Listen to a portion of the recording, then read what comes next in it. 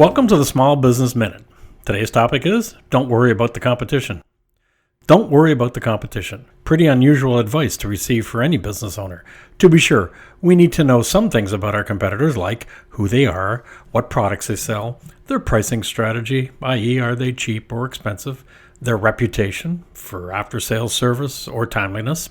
But this just makes good business sense. Far too often I find small business owners who obsess about every move their competitors make.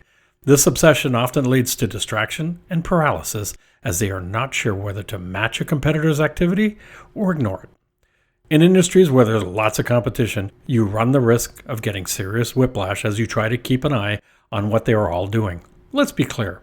Some of our competitors' activities will prove to be successful.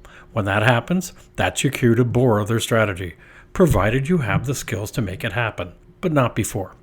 9 times out of 10, though, my advice is to completely ignore what the competition is doing to focus squarely on your own business. In other words, play your own game. What does play your own game mean? Well, most of us like to think we provide the best service possible to each and every one of our clients. But do we really? Or do we simply accept good enough as a performance standard and only do our best once a customer complains? Think about it for a second.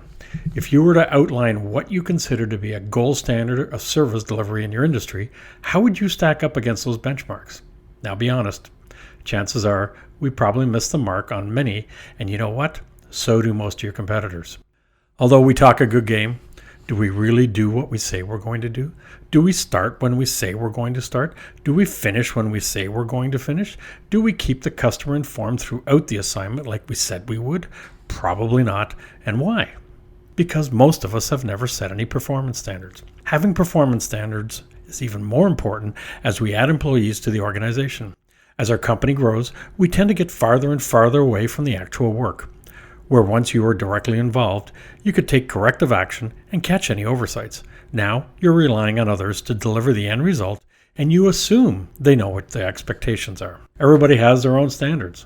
Statements like, we provide the best customer service, or we are dependable, are hollow throwaway statements when they're not backed up by any performance standards. We wrongly assume that our employees know what those standards mean, but unfortunately, they don't, because everyone has their own definitions and standards. The only way to get everybody on the same page is by having a clear set of documented standards that outline expectations that are monitored and reviewed regularly. So what are some of those benchmark standards that we can put into place to ensure we are doing our best work? Here's a list to get you started and add to once you're more comfortable with the concept.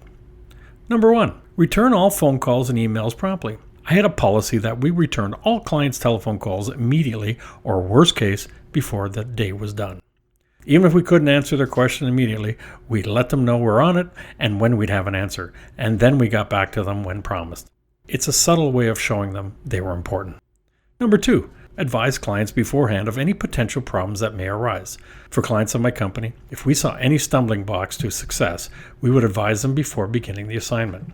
In these situations, we would try to get them to tweak the parameters.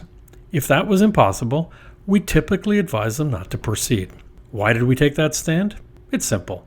We knew what it took to execute a successful program, and we wanted to avoid marginal programs.